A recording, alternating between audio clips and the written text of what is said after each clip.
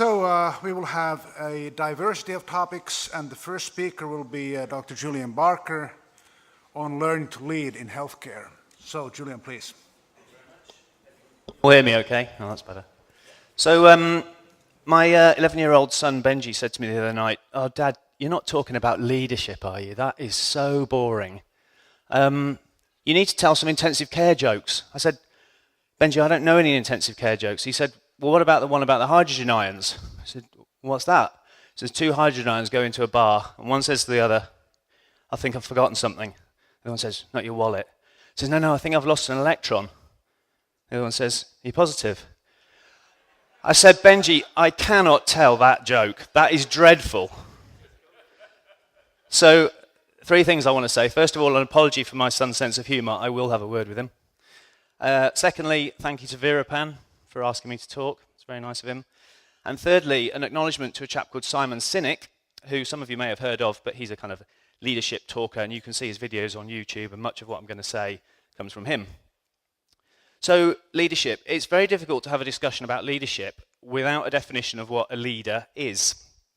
To be a leader, you need one thing and one thing only: followers. That's it. It's not a question of position of authority or your rank. And there are a lot of people in the world who have titles who aren't leaders. And there are a lot of people that most definitely are leaders but don't have a title.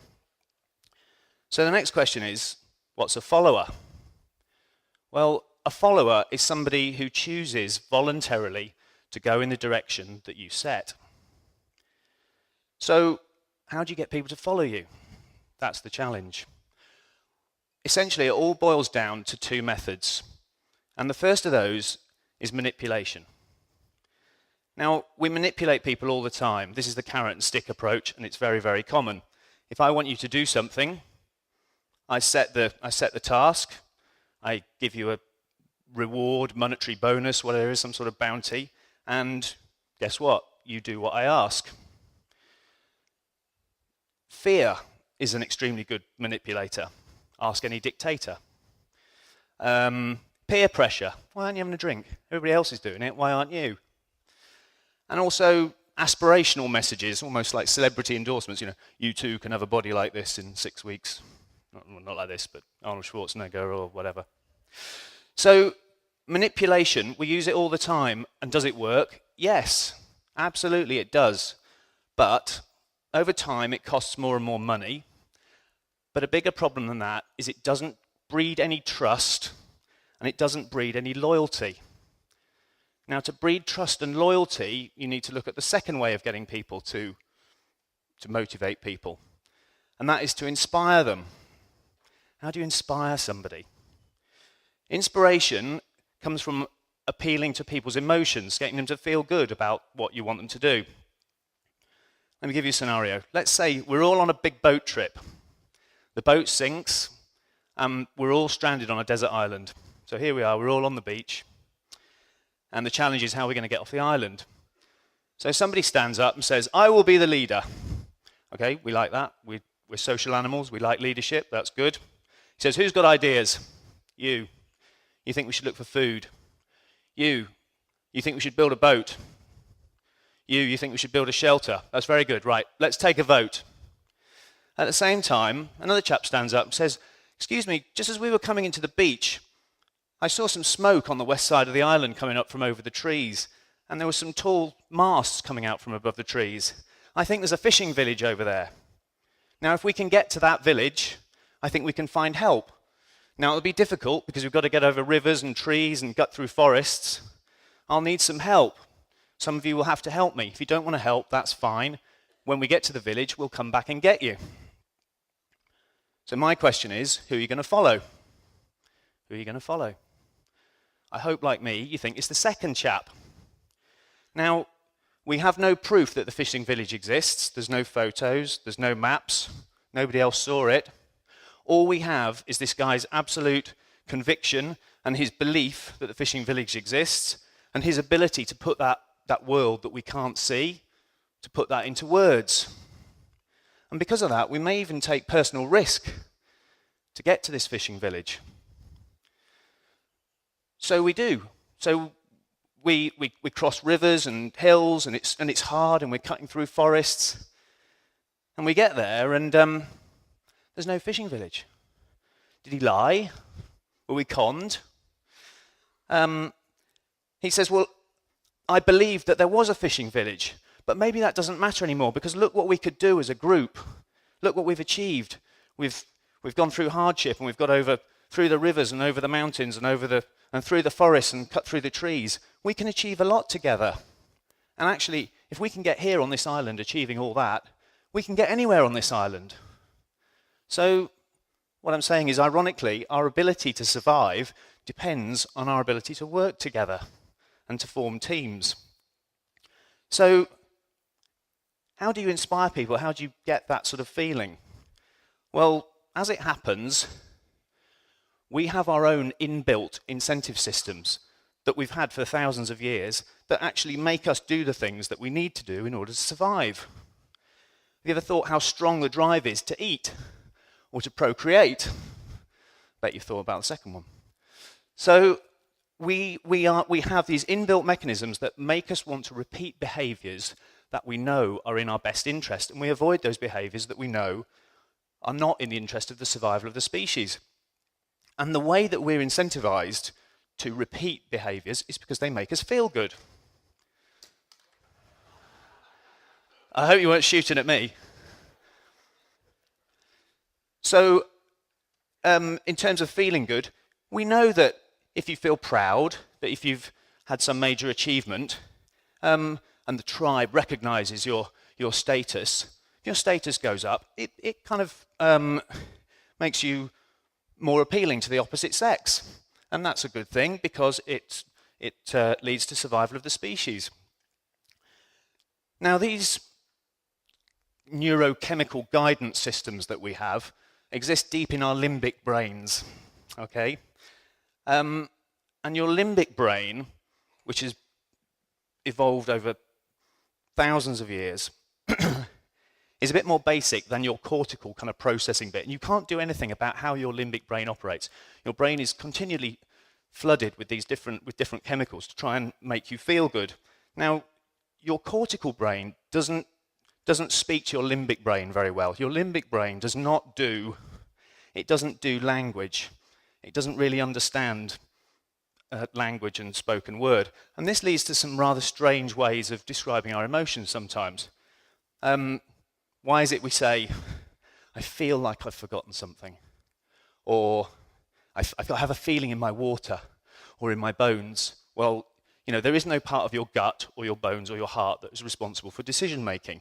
It's in your limbic system. And it's also responsible for the fact that you might ask yourself, why do I love my spouse? It's a difficult question. Try it. Think, I don't know really. Well, she's nice to be with, and she's good company, and sounds like the Labrador. So, what are these neurochemical guidance systems? Well, if you've ever had any feelings of joy, pride, status, achievement, any of these feelings that we can generically call happiness are basically a result of 4 chemicals. Okay, and the 4 chemicals are endorphins, dopamine, not the inotrope thing, that's, okay, this is inside your head, serotonin and oxytocin. Now, I'm not going to talk about the first 2 very much because of time, but suffice to say that endorphins and dopamine, you don't need anybody else's help to get them, okay, but they make you feel good. So the 2 I'm going to concentrate on are serotonin and oxytocin. Now, these are a bit more social chemicals. You need other people to get these, and this is what leaders need to embrace. Serotonin. Serotonin is the chemical that produces a feeling of pride and status. So when you got your medical degree and you walk up on stage and you shake the hand of the Chancellor and he gives you your diploma, and you're oozing with pride and self-confidence and, I did it, and you feel great in front of the tribe. And the funny thing is, at exactly the same time as you're shaking the hand of the Chancellor, your parents and your good friends that are in the audience, they feel the same thing too. They get flooded with serotonin and they feel good and their status rises because they feel that they've put you there. And what serotonin is attempting to do is to reinforce that relationship between parent and child or boss and employee. Serotonin is also, it's the chemical of leadership. Why do we have leaders? Why aren't we all just the same? And I guess in caveman times, it produced a real problem because if a load of food came back from the hunt, somebody's got a carcass and dumps it on the floor of the cave, and we're all just going to rush in and have a fight over who's going to eat. There needs to be some kind of hierarchy. And this is what serotonin achieves. It achieves a hierarchy within the tribe. And that's why the alphas, sort of senior or the leaders of the tribe, they have more serotonin. And this works because if everybody's bundling to try and eat, if you're built like a prop forward, you're going to get lots of meat and you're going to eat well. But if you're the the arty one of the family, the weaker one, you might not get fed at all. And in fact, you might even think, all those other people push me out of the way and I don't like them very much. And you might even stab them in the back at night. Well, that's not a good system. So we've evolved so that we let the alphas eat. They get first choice of meat and they get first choice of mate. And that works because we want their genes in the gene pool. But here's the rub. There is an expectation that when danger threatens, the alphas will put themselves in the way to protect the tribe. That's the kind of social contract that mustn't be broken. That's why we're happy for our leaders to have the perks. We let them have first choice of meat and first choice of mate because it strengthens the tribe and it leads to survival of the species. And even to this day, we are happy with the fact that our leaders get the perks. Now you might think he's an idiot, but you accept the fact that your boss earns more money and has a better car park space and has a bigger office. You'd be surprised if the Prime Minister had to carry his own suitcases. Some of you, if you like the Prime Minister, might think, that's ridiculous. Why is he carrying his own suitcases? In fact, I'll carry them for him. Come home from work. Hi, honey, what did you do at work today? I carried suitcases. What? Yeah, for the Prime Minister. Oh, right. So we're kind of happy with the fact that there is a hierarchy. That's serotonin. Oxytocin. Oxytocin is all the kind of love and trust and the hippie stuff and rainbows and flowers and all the rest of it. It's the chemical that makes you feel comfortable when you're with your friends. Those of you that are sitting next to somebody you know at the moment are probably just feeling a little bit more comfortable than if you came here on your own and you haven't spoken to anybody. It's the reason we're happy to just be in the room with people that we know, that we know and trust. It makes us feel like we belong. So what releases oxytocin? Oxytocin is released from physical contact, hugging somebody, makes you feel good, if the circumstances are right. During childbirth, huge amounts of oxytocin released so that there's bonds between mother and baby. Huge amounts of oxytocin released when you're having sex. Sorry to mention that. But this is why it's a bad idea to ask somebody to marry you while you're having sex. There's too much oxytocin around. It affects your decision making. Shaking hands. Shaking hands releases oxytocin, and it's very powerful. If I was to say to Jean-Louis, we're going to make a deal, okay? And it's a great deal. Now I'm very happy with it, and you're very happy with it. We're going to make loads of money, and all the terms are okay. But I don't want to shake your hand. That's a very powerful message. It doesn't feel right, and I think if we were to do that, you would then have one of two feelings. You'd think, flipping heck, I'm really worried about this deal, or it's off. Thanks for that. Yeah, very good. Yeah, feels good. Shaking hands feels good. So the kind of the human interaction, face to face. I mean, I could be giving this talk online, but it wouldn't be the same, would it? You could just watch a video. And, this is why email and text messaging are not a good way of communicating when you've got. It's all right if you want to say the meeting's at 5 o'clock. That's fine. Email, dear son. Me and your mother value your opinion as a member of this family. Please tell us candidly what we can do to improve the way our family works. Love, Dad. Send. You wouldn't do that, would you?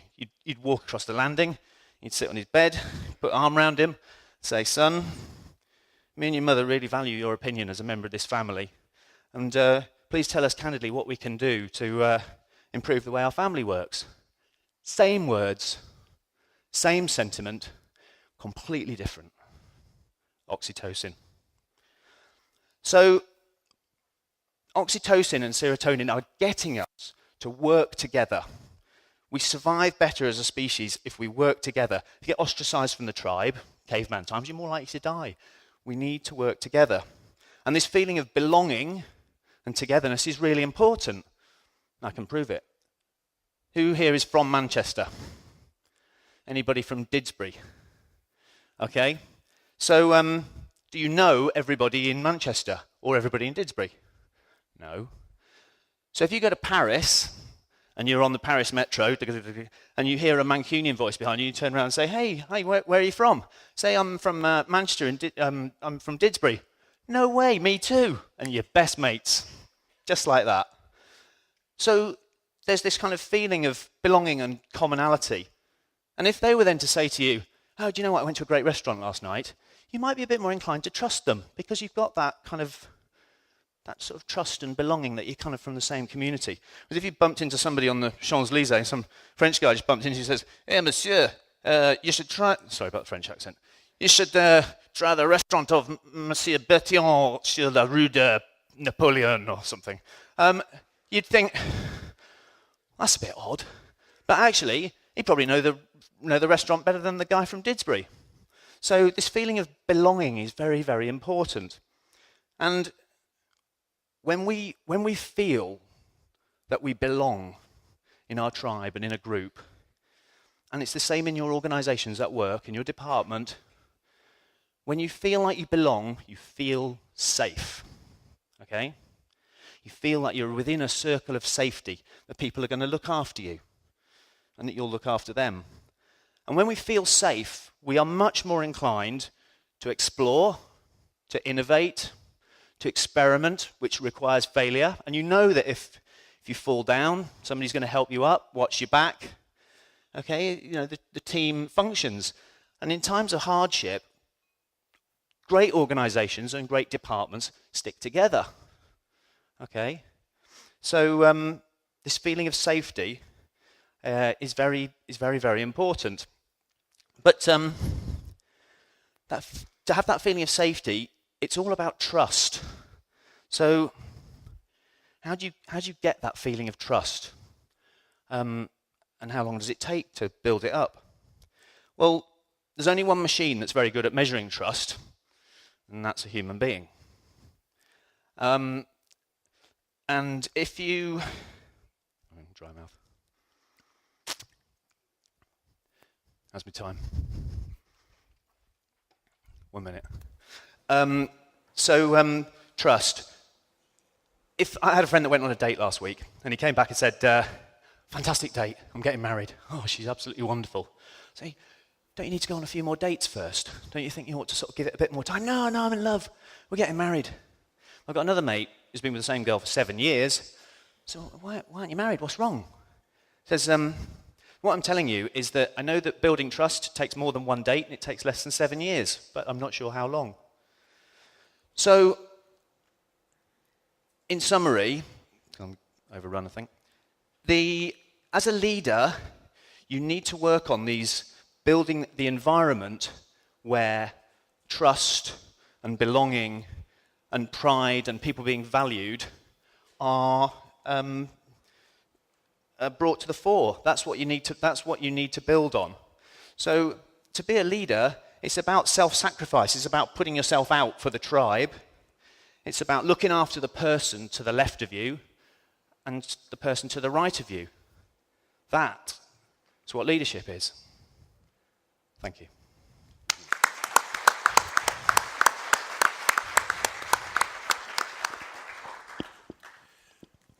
Thank you very much. Very inspiring talk. Now I think before Dr. Veerappan comes and hijacks us away from the podium, I would like to ask Dr. Barker and Julian a question. Leadership, how would you solve teaching leadership? You actually alluded to you either have it or you don't have it, but how would you teach it? I think it can be taught, and I think that starts with some of the understanding of some of the concepts of what leadership is. It's very easy to try and be the boss, to do the carrot and stick motivating bit, and I think that's the trap that we fall into a lot.